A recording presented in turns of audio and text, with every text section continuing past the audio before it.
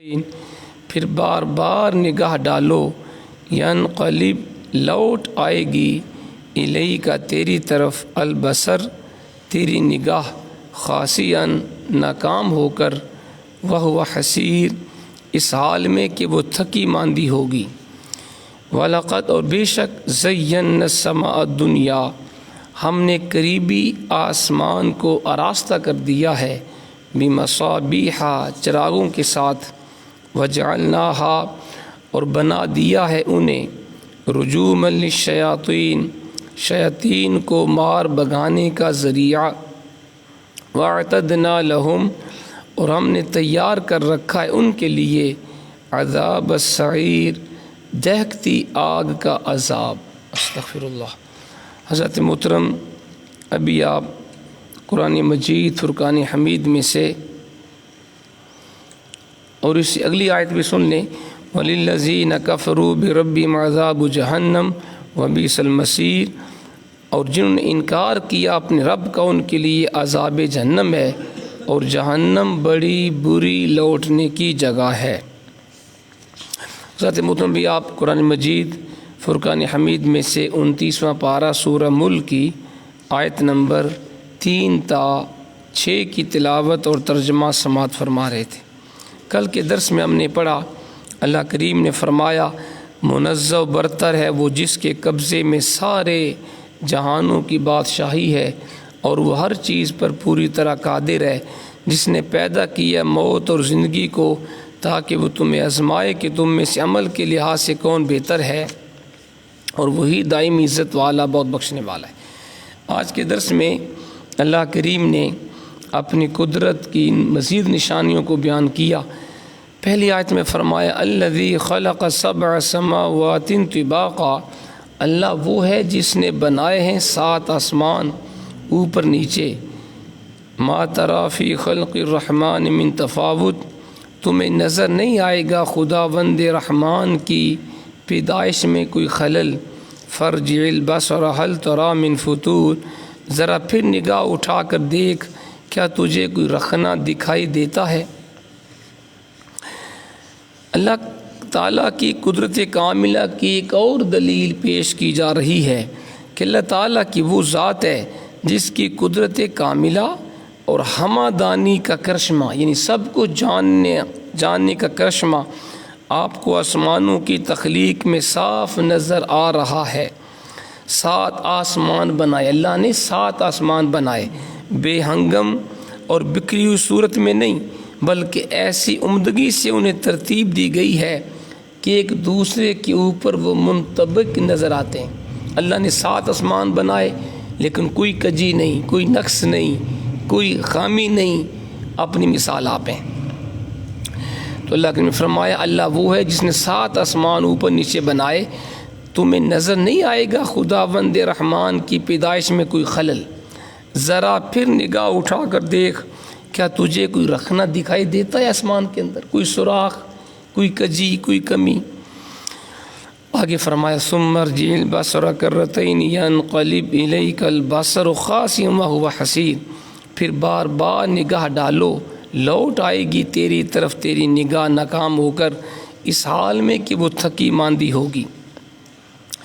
پھر دنیا بھر کے نقادوں اور انجینئروں اور علوم لطیفہ کے ماہرین کو دعوت دی جا رہی ہے کہ جو کچھ ہم نے پیدا کیا ہے، آسمان، زمین، پہاڑ، ہر قسم کی بے جان اور جاندار مخلوق، سب کو دیکھو، غور سے دیکھو، تنقیدی نگاہ سے دیکھو، ایک بار نہیں بار بار دیکھو اور بتاؤ تمہیں اس میں کوئی نقص، کوئی عیب، کوئی رخنا، کوئی شگاف یا ترتیب و تناسق میں کوئی کوتاہی نظر آتی ہے؟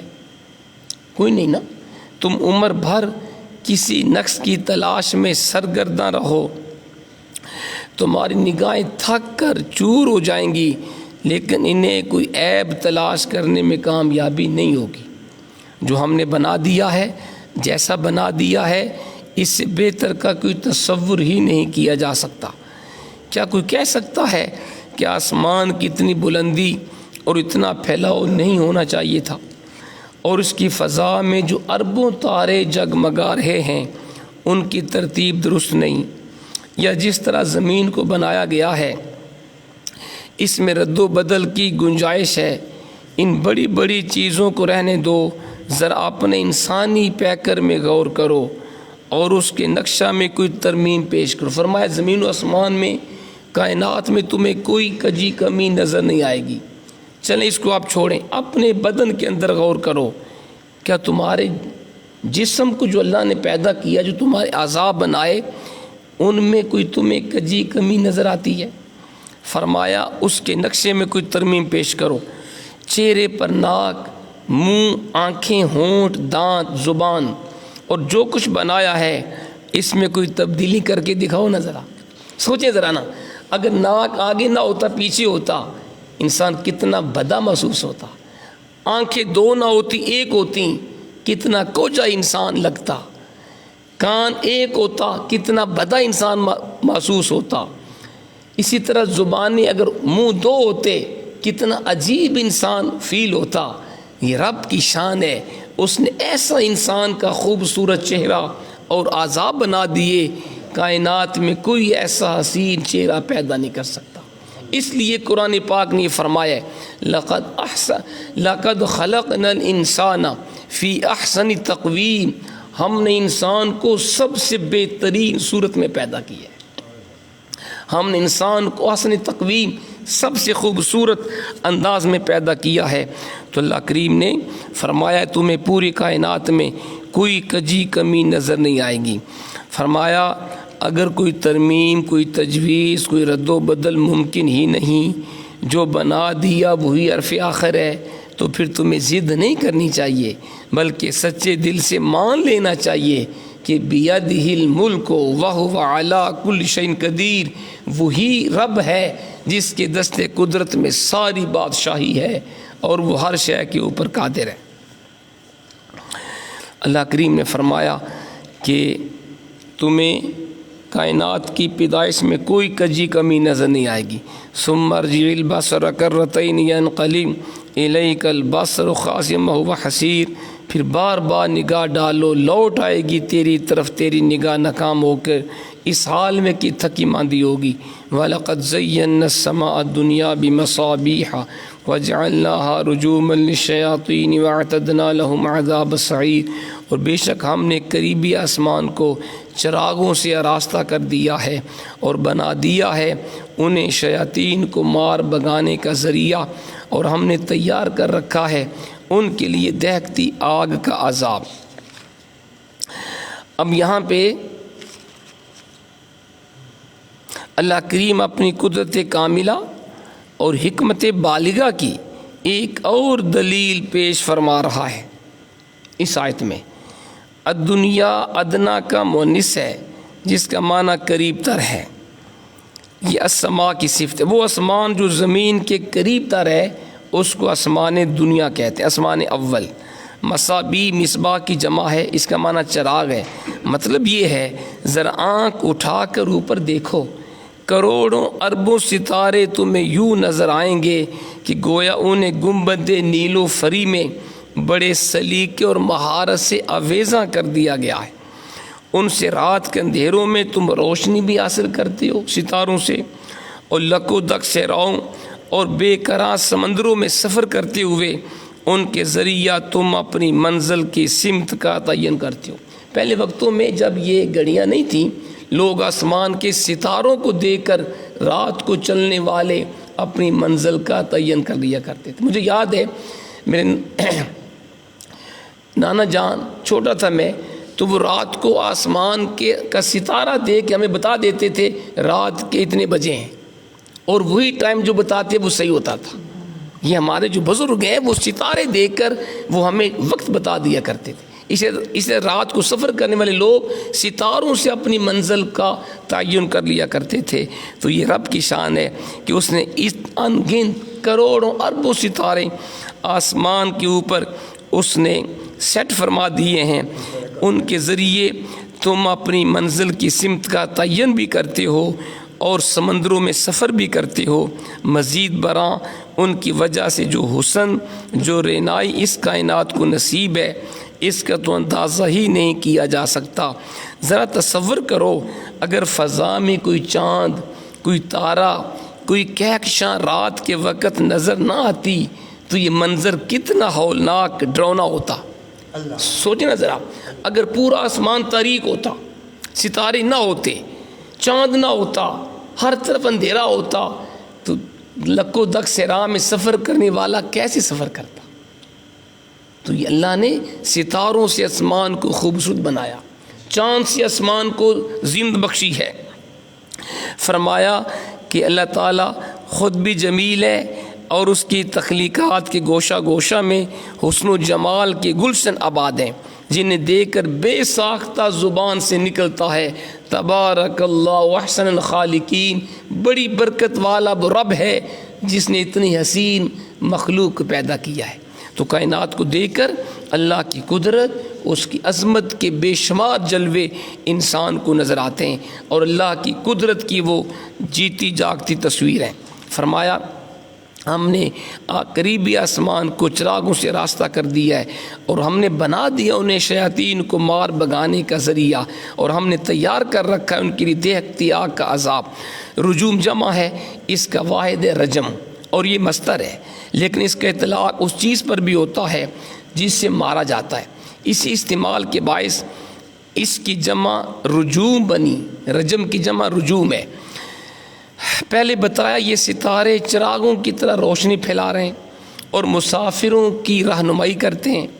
اس جملہ میں ان کے ایک دوسرے فائدے کا ذکر بھی فرما دیا، ان سے شیطانوں پر سنگباری کی جاتی ہے۔ یہ جو آسمان کے ستارے ہیں نا، ان سے اللہ تعالیٰ شیطانوں کے اوپر سنگباری کرتا ہے تاکہ وہ اسرار الہیہ کا سراغ نہ لگا سکے۔ پہلے وقتوں میں نا یہ جو شیاطین تھے، جن، یہ آسمان کی طرف یہ جاتے تھے، اور فرشتے جو راز کی بات کرتے، یا رب کریم اپنے فرشتوں سے جو راز کی بات کرتا، یہ شیاطین اوپر جا کے سن لیتے اور واپسی زمین پر آ کر اپنے کاہنوں جادوگروں کو آ کے بتا دیا کرتے تھے۔ پھر وہ جادوگر لوگوں کو بتاتے آنے والے وقت میں یہ ہوگا وہ ہوگا، اور پھر وہ لوگوں سے پیسے وصول کرتے۔ تو اللہ کریم نے آسمان کے ستاروں کے اندر شعلے پیدا کیے جن کو شہاب ثاقب کہتے ہیں، پھر وہ شیاطینوں کا تعاقب کرتے ہیں اور شیاطین کا پھر داخل آسمان کے اوپر بند ہو گیا۔ اور اب بھی اگر کوئی کوشش کرتا ہے تو شہاب ثاقب اس کو بگا دیتے۔ آپ نے کبھی دیکھا ہوگا، اگر آپ نے غور کیا، میں نے کئی دفعہ دیکھا ہے کہ آسمان کا ستارہ ہمیں چلتا ہوا دکھائی دیتا ہے، وہ شہاب ثاقب ہوتا ہے، وہ شیاطین کو اللہ تعالیٰ مارتا ہے، اس کے پیچھے اس کو بگاتا ہے۔ اگر کوئی شیطان آج بھی آسمان کے اوپر جا کر غیب کی خبر جاننے کی کوشش کرتا ہے، وہ شہاب ثاقب اس کو زمین کی طرف دھکیل دیتا ہے۔ تو اللہ کریم نے اس کا یہاں پہ ذکر کیا ہے کہ شیاطینوں پر اللہ تعالیٰ ستاروں کے ذریعے سنگباری کرتا ہے تاکہ وہ اللہ کے اسرار کا سراغ نہ لگا سکیں۔ علماء کرام نے یہ وضاحت سے لکھا ہے، اس کا یہ مطلب نہیں کہ وہ ستارے اپنی جگہ سے اکھیڑ کر شیاطین پر دے مارے جاتے ہیں، بلکہ ان سے جو شہاب اور شعلے پیدا ہوتے ہیں وہ شیاطین پر برسائے جاتے ہیں۔ وہ ستارے اپنی جگہ سے اکھیڑے نہیں جاتے، ان ستاروں سے شہاب یعنی ہمیں وہ شعلہ دکھائی دیتا ہے جو شیاطین کو مارا جاتا ہے۔ اچھا جی، دونوں عبارتوں کا مطلب یہ ہے کہ ستارے اپنی جگہ سے نہیں گرتے، بلکہ ان سے ایک شعلہ سا جدا ہوتا ہے جو ان شیاطین پر پھینکا جاتا ہے۔ اس شعلہ کی جدائی سے نہ ان کی روشنی میں کمی ہوتی ہے، نہ ان کی صورت میں کوئی فرق پڑتا ہے۔ اچھا جی، امام فخر الدین رازی رحمۃ اللہ علیہ نے اپنی تفسیر میں ایک اور چیز لکھی ہے، فرماتے ہیں کہ وجعلنا رجومن کا ایک اور مفہوم بھی ذکر کیا گیا ہے کہ شیاطین سے مراد شیاطین انس ہیں۔ ایک اس کی تفسیر یہ ہے کہ اس آیت میں شیاطین سے مراد انسانوں میں سے جو شیاطین وہ ہیں جو ستاروں کے حرکات و سکنات کو مد نظر رکھ کر مستقبل کے بارے میں پیش گویاں کرتے ہیں، جیسے نجومی ہیں جو ستاروں کا علم ہوتا ہے ان کو، اور وہ پھر غیب کی وہ خبریں دینے کی وہ کوشش کرتے ہیں اور غیب دانی کا دعویٰ کر کے سادہ لو عوام بلکہ خواص کا بھی مال لوٹتے ہیں۔ دیکھا ہوگا نا آپ نے بعض بازاروں کے اندر فٹ پاتھ کے اوپر یا دکانیں کھول کے نجومی کاہن عامل نجومی بیٹھے ہوتے ہیں جو غیب کی خبر کا دعویٰ کرتے ہیں، ستاروں کا علم ان کے پاس ہوتا ہے، اور پھر وہ لوگوں کا پیسہ وہ ان سے بٹورتے ہیں۔ اور رجوم سے مراد ہے ظنون، یعنی ظن و تخمین، مطلب یہ ہوگا ہم نے ان ستاروں کو پیدا کیا اور نجومیوں کے لیے ہم نے ظن و گمان کا ایک سبب بنا دیا۔ تو اللہ کریم نے فرمایا کہ ہم نے بنا دیا انہیں شیاطین کو مار بگانے کا ذریعہ، اور ہم نے تیار کر رکھا ہے ان کے لیے دہکتی آگ کا عذاب، ہر کافر کے لیے بڑھتی ہوئی آگ کا عذاب ہے، خواہ وہ جن ہو یا انسان ہو یا شیطان ہو۔ آگے فرمایا وَلِلَّذِينَ كَفَرُوا بِرَبِّهِمْ عَذَابُ جَهَنَّمَ وَبِئْسَ الْمَصِيرُ، جنہوں نے انکار کیا رب کا اور تو ان کے لیے عذاب جہنم ہے، اور جہنم بڑی بری لوٹنے کی جگہ ہے۔ یہ کفار و مشرکین، یہ یہودی عیسائی انگریز جو آج یہ ہندو جو آج مسلمانوں کے اوپر ظلم کر رہے ہیں، مقبوضہ کشمیر کے اندر ظلم جاری ہے، فلسطین کے اندر، لبنان کے اندر اب تو ظالموں نے حملے کرنے شروع کیے ہوئے ہیں۔ انشاءاللہ سب سے اللہ سخت پوچھ گچھ کرے گا، سخت عذاب ہوگا ان ظالموں کے اوپر۔ اللہ تعالی ہمیں عمل کی توفیق